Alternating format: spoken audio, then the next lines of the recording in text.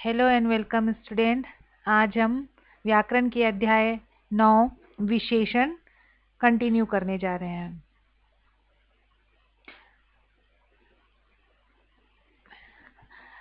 कल हमने विशेषण के बारे में पढ़ा था कि विशेषण क्या है और किसी की विशेषता बताने वाले, जैसे यह लाल फूल है तो फूल क्या है, यह लाल फूल है, मतलब फूल की विशेषता क्या है कि वो लाल है, और फूल क्या हो जाएगा, विशेष्य, और लाल उसकी विशेषता है इसलिए वो विशेषण हो जाएगा। तो हिंदी में मुख्यतः विशेषण 4 प्रकार के होते हैं। तो कल हमने फर्स्ट और सेकंड पढ़ा था, गुणवाचक विशेषण और परिणामवाचक विशेषण। आज हम थर्ड संख्यावाचक विशेषण और संकेतवाचक विशेषण पढ़ेंगे। हिंदी में मुख्यतः विशेषण 4 प्रकार के होते हैं। याद रखिएगा, विशेषण कितने प्रकार के होते हैं, 4 प्रकार के। तो आज हम थर्ड नंबर पढ़ने जाएंगे, संख्यावाचक विशेषण। संख्यावाचक विशेषण किसी संज्ञा, सर्वनाम आदि शब्द की संख्यावाचक विशेषता बताने वाले शब्द को संख्यावाचक विशेषण कहते हैं। जैसे 40, 3, 2 शिक्षक, 5 फल।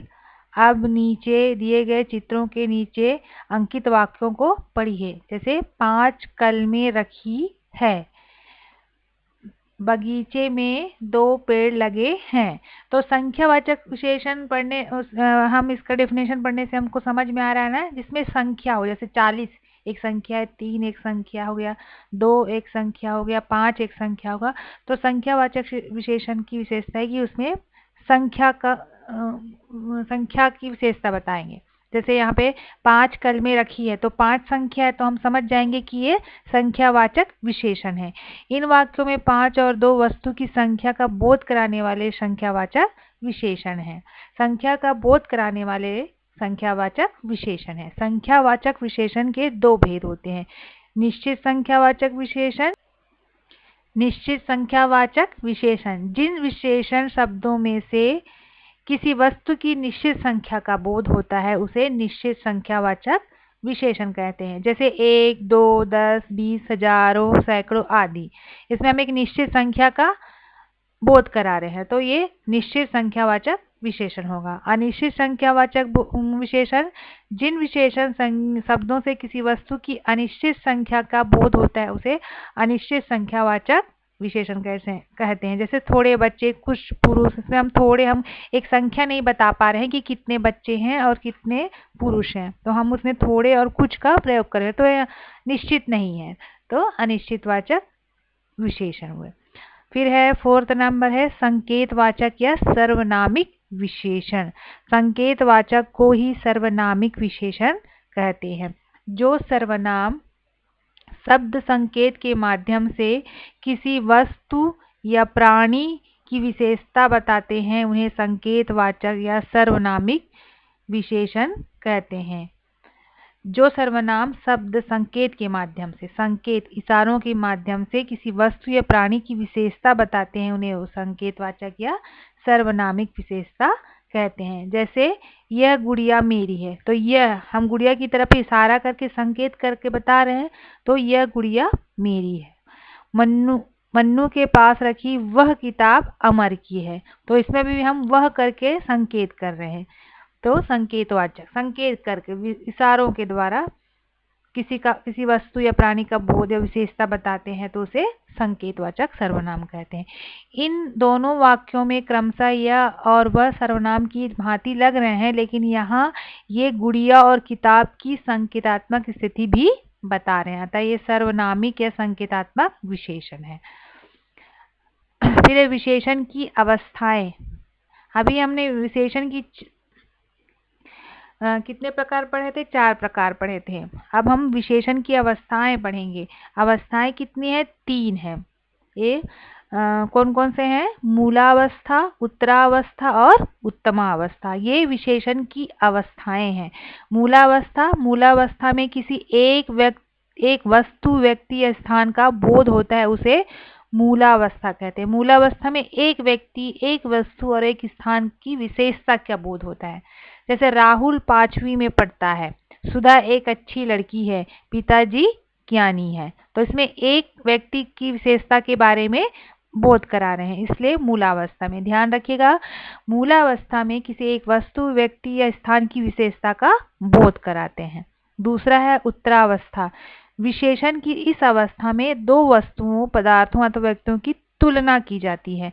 उत्तमावस्था में दो वस्तु, दो पदार्थ और दो व्यक्तियों की तुलना की जाती है। जैसे प्रेम अजीत से ज्यादा समझदार है, तो दोनों की तुलना की जा रही है ना, कि प्रेम अजीत से ज्यादा समझदार है, दोनों की तुलना कर रहे हैं, कंपेयर कर रहे हैं। फिर दूसरा है गीतांजलि मनीषा से बड़ी है, यहाँ पर भी कंपेयर हो रहा है, तुलना हो रहा है। फिर थर्ड है दूसरा खिलाड़ी पहले खिलाड़ी से ज्यादा अच्छा है, इसमें भी कंपेयर किया जा रहा है, तुलना की जाए। तो उत्तरावस्था की विशेषता क्या है, उसमें दो वस्तु, दो पदार्थ और व्यक्तियों की तुलना की जाती है। फिर थर्ड है उत्तमावस्था। विशेषण की इस अवस्था में कई व्यक्तियों अथवा वस्तुओं की तुलना विशेषण की इस अवस्था में कई व्यक्तियों अथवा वस्तुओं की तुलना कर उनमें से एक को सर्वोत्तम अथवा सबसे कम घोषित किया जाता है। ये उत्तमावस्था की विशेषता क्या है, इसमें कई व्यक्तियों और कई वस्तुओं की तुलना में से उनमें से एक को सबसे अच्छा बताएंगे और अथवा किसी एक को सबसे कम बताएंगे, मतलब दोनों में से एक बताएंगे। अगर बहुत सारे लोग हैं, बहुत सारे जैसे बहुत सारे छात्र बैठे हैं, उसमें से किसी एक छात्र को हम सबसे सर्वोत्तम बताएंगे कि ये सबसे होशियार है, नहीं तो फिर किसी एक लड़के को बताएंगे कि ये पढ़ने में सबसे कमजोर है। तो यह उत्तमावस्था में होता है। जैसे प्रेम सबसे ज्यादा समझदार है, दीपाली सबसे अच्छी छात्रा है, शीतल सबसे ज्यादा बोलती है। तो हम किसी एक की विशेषता सर्वोत्तम बता रहे हैं। अब देखिए मूलावस्था, उत्तरावस्था और उत्तमावस्था। जैसे मूलावस्था हुआ सुंदर, तो उसी का हम उत्तरावस्था क्या हो जाएगा, सुंदरतर, सुंदरतर। और उत्तमावस्था में वो क्या हो जाएगा, सुंदरतम। एक बात आप ध्यान दीजिए, जैसे मूलावस्था में सिर्फ सुंदर, उच्च, लघु ऐसे शब्द है, और जब वो उत्तरावस्था हो जाएगा तो उसके लास्ट में तर लग जाता है। देख लीजिए, सुंदरतर, उच्चतर, लघुत्तर, प्रियतर, मधुरतर। तो आप अगर ऐसा शब्द लिखा है तो आप पहचान सकते हैं, जहाँ तर लिखा है लास्ट में वो उत्तरावस्था होगा। उत्तमा अवस्था के लास्ट में तम लिखा होगा, उत्तमा अवस्था के लास्ट में तम लिखा, इसकी पहचान ये है। जैसे लिखा है सुंदरतम, उच्चतम, लघुतम, प्रियतम, मधुरतम, तो ये उत्तमावस्था। उत्तमावस्था की पहचान है लास्ट में दो तम लिखा रहेगा, उत्तरावस्था की पहचान है तर लिखा रहेगा, और मूलावस्था में ये शब्द बस जैसे सुंदर, उच्च ऐसे लिखा है, तो आप उसमें तर और तम नहीं लगा है तो आप समझ जाएंगे कि वो मूलावस्था है। ठीक,